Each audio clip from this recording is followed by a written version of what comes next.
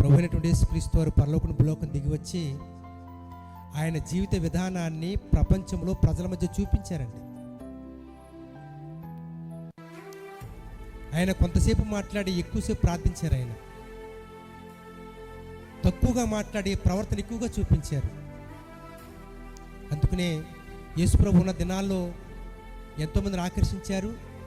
చనిపోయిన తర్వాత ఆయన బోధలు విన్నవారు, ఆయన బోధలు తెలుసుకున్నవారు లక్షల మంది, కోట్ల మంది ఆకర్షించబడుతున్నారు. జీవన విధానం, నడకంటే జీవన విధానం. సహోదరులు, సహోదరులు, మనకున్నటువంటి గ్రామాల్లో, దేవుడు మనకిచ్చినటువంటి కుటుంబాల్లో మనం జీవించే విధానం మనల్ని చూచే వారికి మనం చూపించాలి. జ్ఞానంగా నడుచుకోవాలంట.